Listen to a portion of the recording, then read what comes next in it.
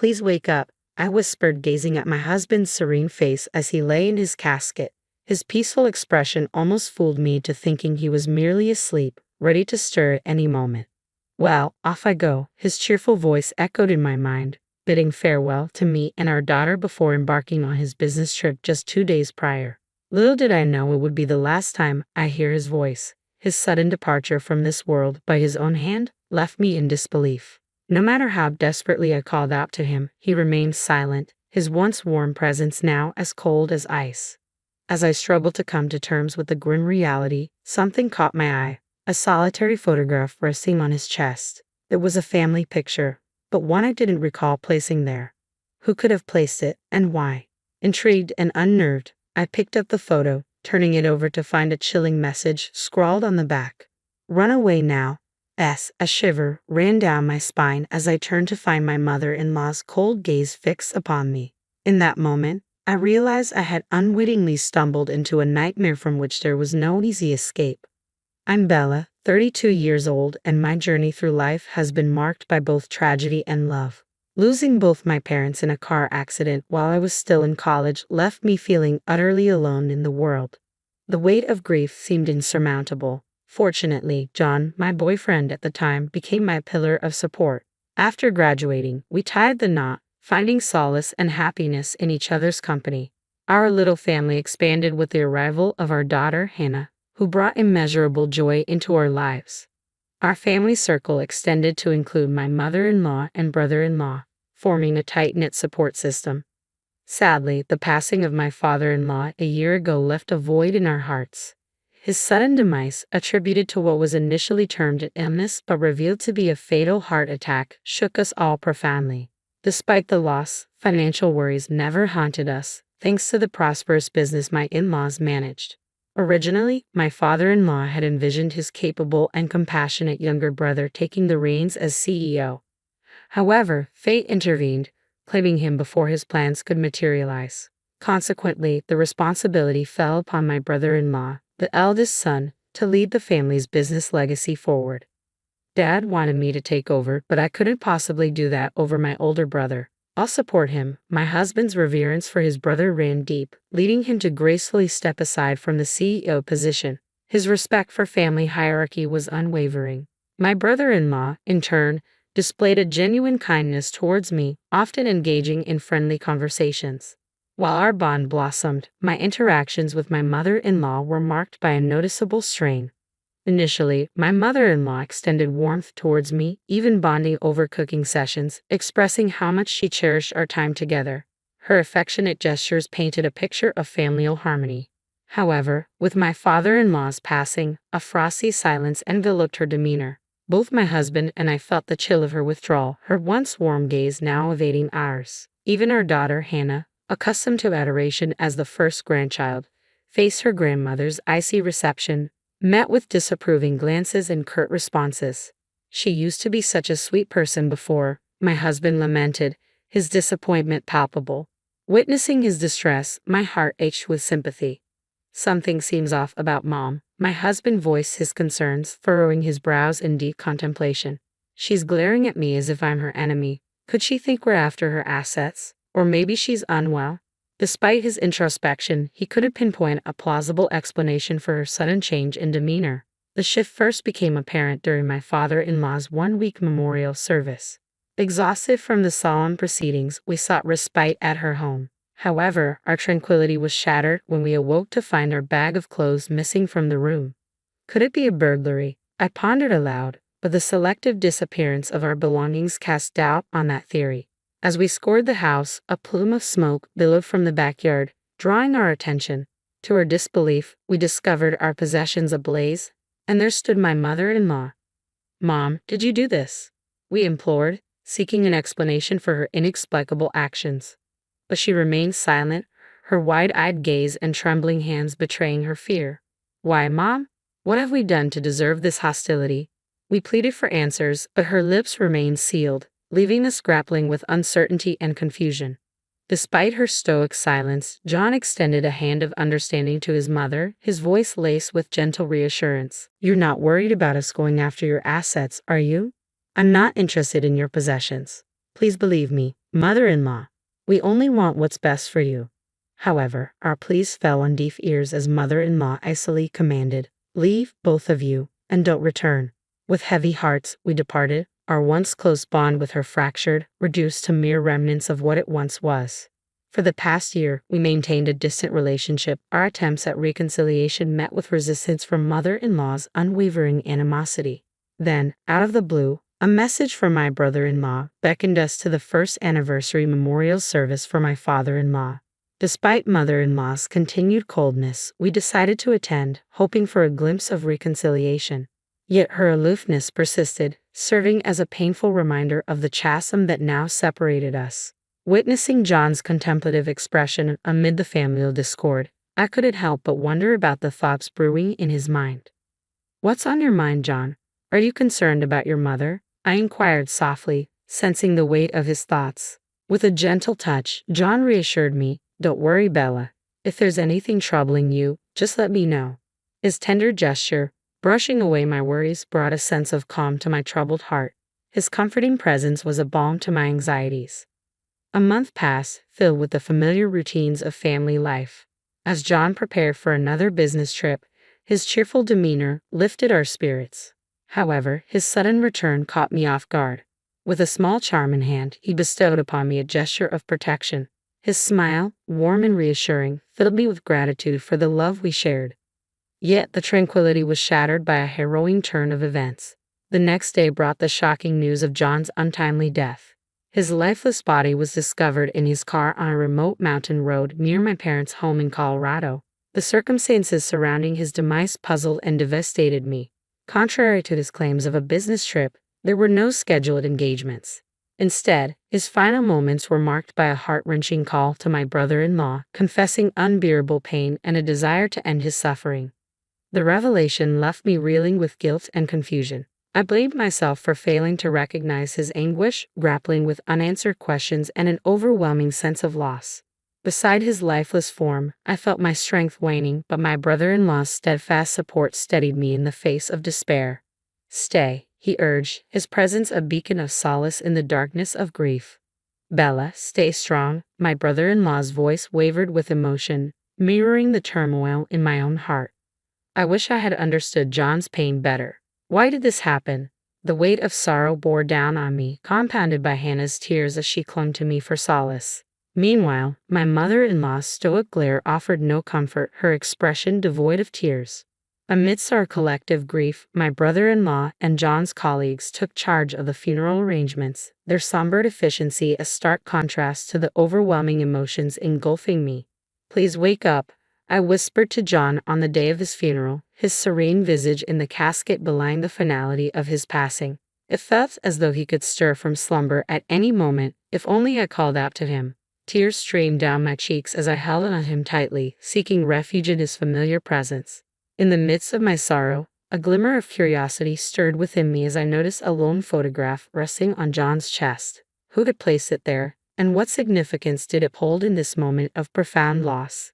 Intrigued, I lifted the photograph, only to find John's face marred by ruthless slashes from a cutter.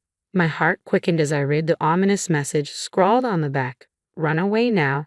Questions swirled in my mind. Who was the intended recipient of this chilling warning?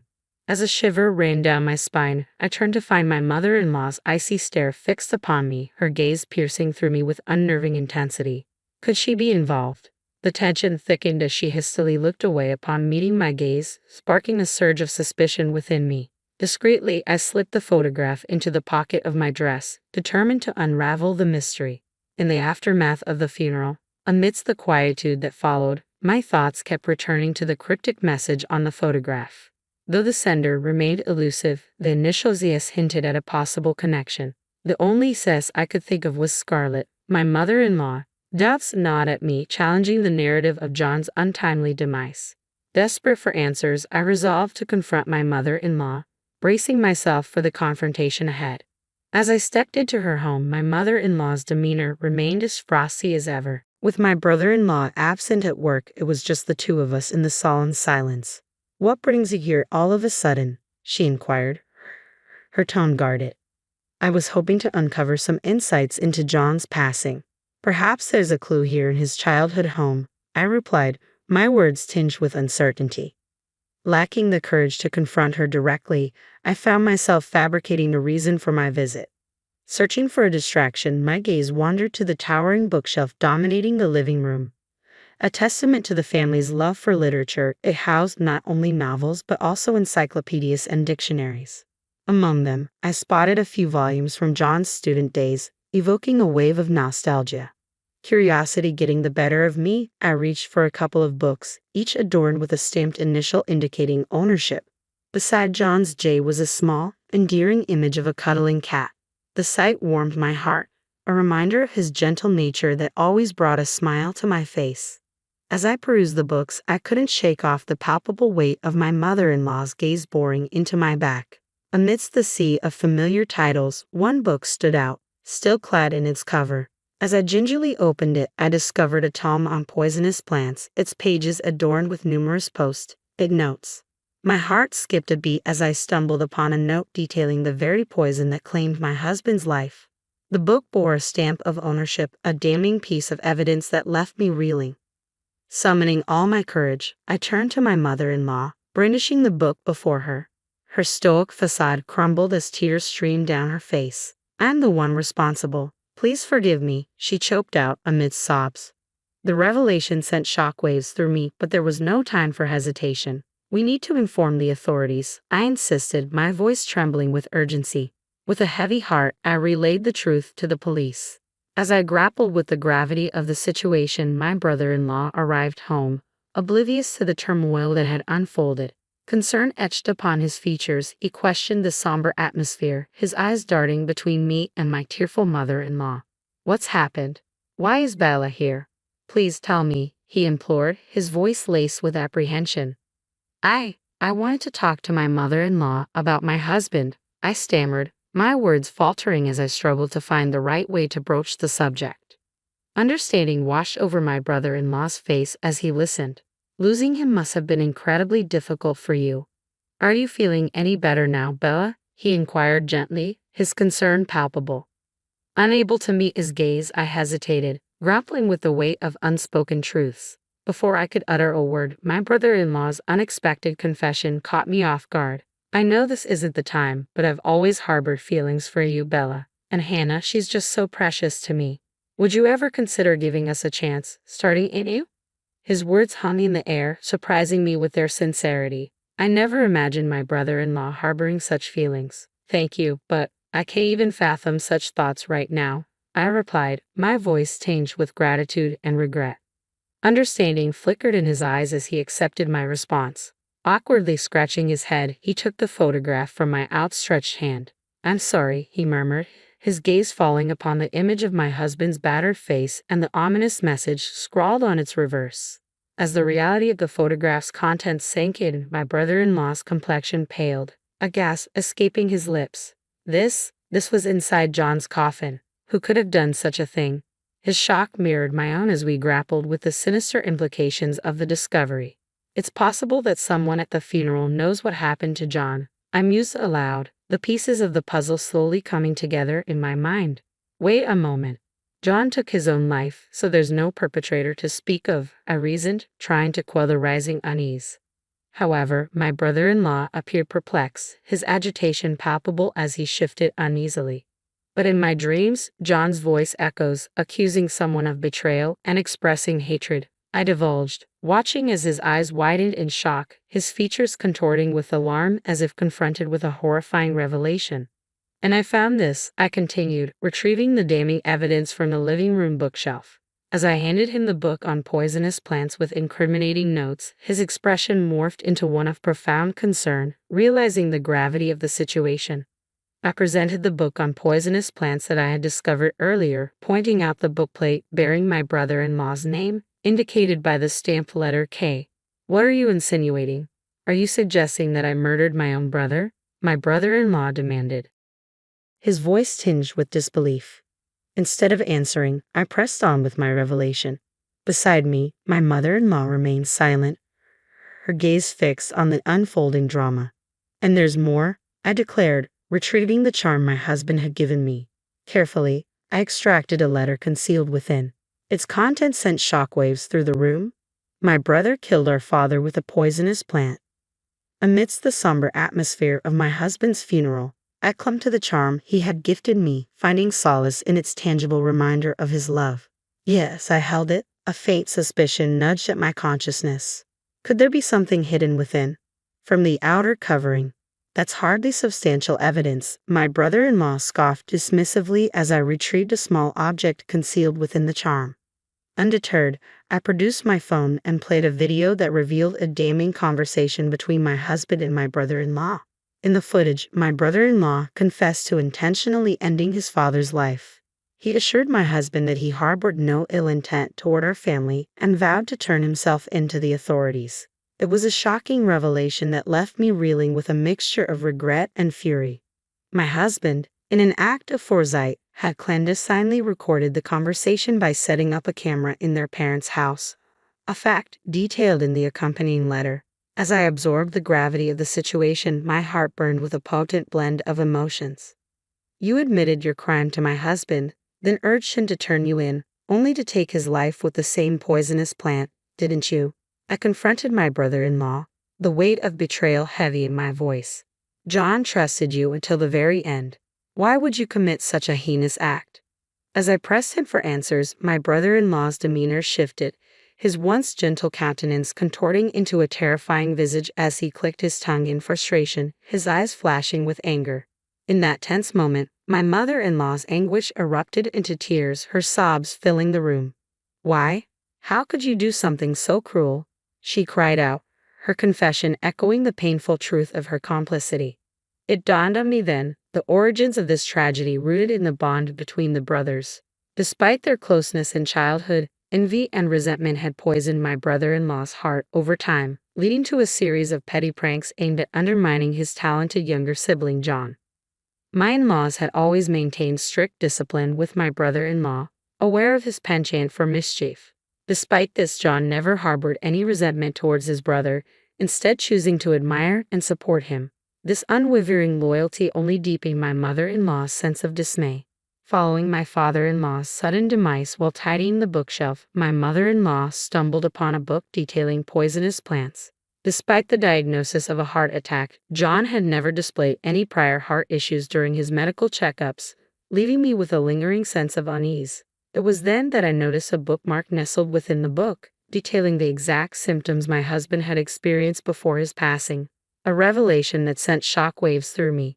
Even more alarming was my brother-in-law's intense fascination with the book on poisonous plants, a detail that did not escape my notice.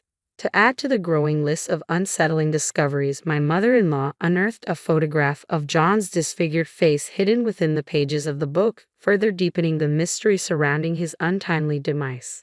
Despite her suspicions, my mother-in-law hesitated to confront my brother-in-law without concrete evidence, knowing he would likely deny any wrongdoing. At my father-in-law's memorial service, during our visit to the family home, my mother-in-law was visibly shaken to discover my brother-in-law burning our belongings. Fearing for our safety, she chose to distance herself from us, her demeanor growing cold and distant. In a moment of desperation, she confided in me, her voice strained with anguish as she explained her actions. Her face etched with worry lines, I struggled to find the right words to comfort her. Even after we stopped visiting, she recounted, my brother-in-law's behavior grew increasingly ominous. He muttered to himself, I have to do something about John, leaving me deeply concerned. I recounted how I had tried to warn my husband at his first memorial, using the photo phone in the book about poisonous plants as a covert means of communication. I had also whispered to John about the possibility that his brother Ken may have been responsible for their father's death. Unfortunately, it seemed our attempt to warn my husband had backfired. If he hadn't been aware, he might not have confronted my brother-in-law, and perhaps things wouldn't have escalated to this extent. My mother and I were overwhelmed with regret, each of us blaming ourselves for the unfolding tragedy. I struggled to find the right words to respond to her anguish. It's all because our father refused to let me take over the company, my brother-in-law interjected bitterly, deflecting blame onto our deceased father. But John always stood up for you, insisting that he couldn't become president by sidelining you. I couldn't contain my frustration. As if that matters. Both our father and John loved you. There was no need for you to resort to such drastic measures. What's the point now? I exclaimed, my voice tinged with a mixture of anger and despair. Defiantly, my brother-in-law dismissed our accusations with a chilling expression. Blame the parents who favored my younger brother and the facade of the good son John. It's all your fault, he retorted, his words sending shivers down my spine.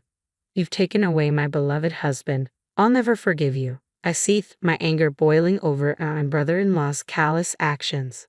Shut up. If you hadn't interfered, you could have been my wife, he spat back venomously, his words dripping with malice.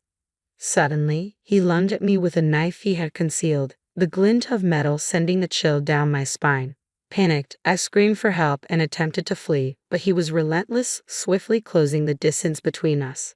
With nowhere left to run, I found myself cornered, facing the sharp edge of the blade.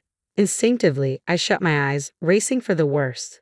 Then, a resounding thud echoed through the room as someone intervened to shield me from harm. To my astonishment, it was my mother-in-law. Mother-in-law, are you hurt?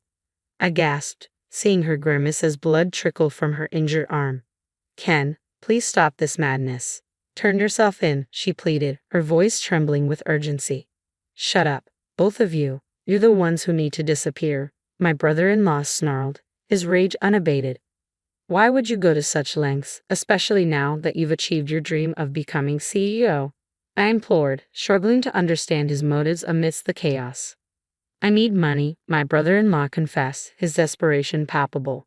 Despite assuming control of the company, he lacked the business acumen to manage it, burdening himself with mounting debts within a year. In a desperate bid to alleviate his financial woes, he resorted to taking out a hefty life insurance policy on my husband, his younger brother.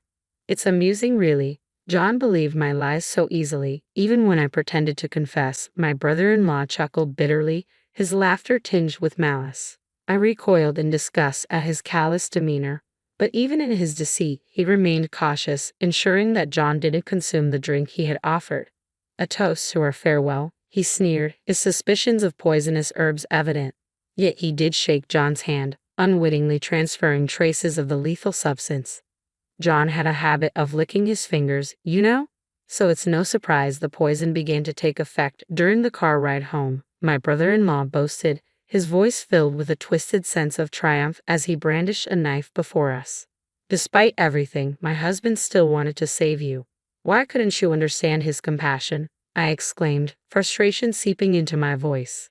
Blame my parents for favoring John over me, my brother-in-law retorted defiantly, deflecting responsibility onto others. As tension reached its peak, the arrival of the police brought an end to the harrowing ordeal. Despite their intervention, my brother-in-law continued to struggle until the very end. My brother-in-law's desperate pleas fell on deaf ears as he gasped and finally succumbed to the authorities, his tumultuous outbursts quelled. Thankfully, my mother-in-law's injury proved to be minor, and she was quickly on the path to recovery. As my brother-in-law was escorted away by the police, it became clear that he harbored no remorse for his actions, leaving little doubt that he would face a lengthy sentence behind bars. With him out of our lives, I found solace in the comfort of my mother-in-law's embrace. Returning to her former self, my mother-in-law showered affection upon my daughter Hannah and me. Together, we forged a sense of familial harmony, finding happiness in each other's company. And as I revisited the letter concealed within the charm my husband had given me, its heartfelt message served as a poignant reminder of his enduring love. Bella, you are my treasure. I love you always. Embracing my husband's enduring affection, I resolved to carry on, finding strength in his unwavering love and the bond shared between us.